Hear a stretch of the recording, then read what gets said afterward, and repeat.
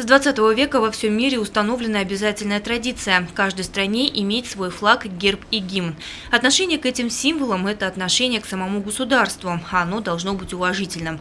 Граждане России гордятся государственным гербом, флагом и гимном. Без этих отличительных знаков не обходится ни одно важное для страны событие. Под музыку и слова гимна, под расправленным государственным флагом России, деятелям культуры, ученым и спортсменам вручают награды. Молодые воины принимают присягу. Для школьников проходит последний звонок. Представленная на выставке в Центре детского творчества коллекция Виля Гайнединова уникальна тем, что в ней собраны все флаги муниципальных образований и городских округов нашей республики. Данная выставка проводится в преддверии столетия Республики Башкортостан. Также данная выставка направлена на выполнение указов президента Российской Федерации в рамках патриотического воспитания подрастающего поколения, также в рамках популяризации государственных символов. Хочется сказать, что выставка, которая была организована нами, проходит очень успешно. Началась со 2 октября и будет проходить во всех городах, районах нашей республики до 27 декабря.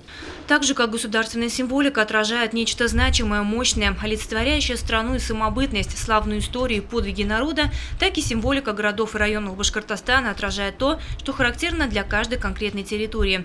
Например, медведь в гербе Бурзянского района символизирует богатырскую силу народа, высокую духовность, миролюбие, доброту.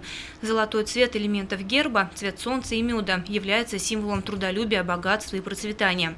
На флаге Белорецкого района изображен беркут, который живет в здешних горах и символизирует гордый и трудолюбивый народ, река Гидель и самые высокие горы республики – Иремель и Ямантау.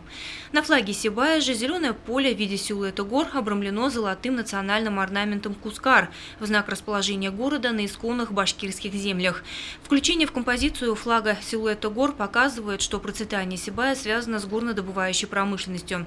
Как отмечают организаторы выставки, государственная символика является не только частью истории, но и культуры России.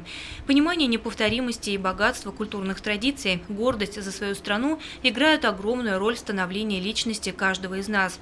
История символов государства должна быть известна всем. Выставка, которая побывает во всех городах и районах республики, дает возможность почувствовать единение людей, живущих в Башкортостане. Лена Кириллова, Гульхамитова, Аликадыров, Любовь Карпова, телекомпания СТВ.